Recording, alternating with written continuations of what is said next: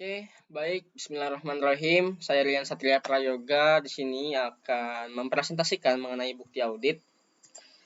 Yang pertama mengenai definisinya, seperti yang kita ketahui, bukti audit adalah semua gambaran atau semua informasi yang diberikan dan digunakan oleh auditor untuk menentukan apakah laporan keuangan yang disajikan secara wajar, apakah dia sesuai dengan SAK yang berlaku atau tidak. Dan bukti ini dikumpulkan melalui prosedur audit dan menjadi dasar bagi auditor dalam memberikan opininya terhadap laporan keuangan yang diaudit.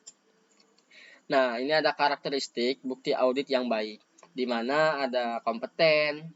Tentunya bukti audit itu harus sesuai dengan peraturan yang ada dan diberikan dan dijelaskan sesuai dengan ketentuan yang berlaku.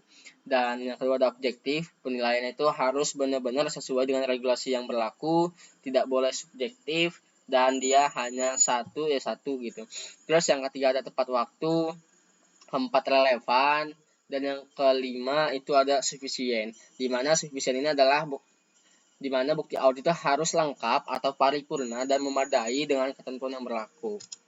Dan jenis-jenis bukti audit, itu yang pertama ada bukti fisik, ada bukti dokumenter, bukti testimonial, bukti analitis, dan juga ada bukti elektronik.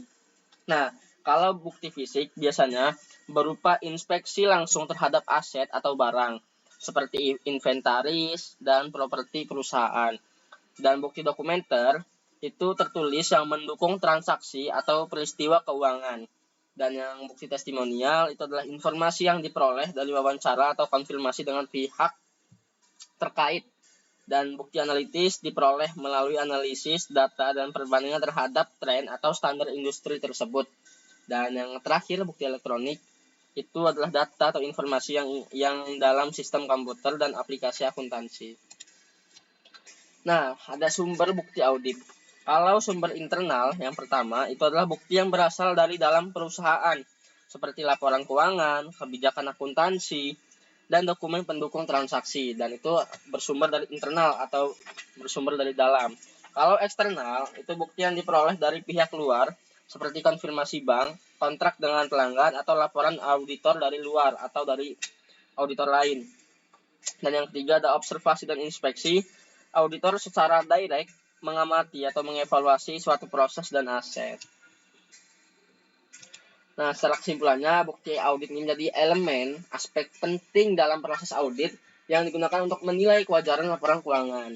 Jika auditor gagal mengumpulkan bukti yang memadai, hasil audit bisa dipertanyakan atau bisa di follow up kembali dan berisiko menyesatkan pengguna laporan keuangan.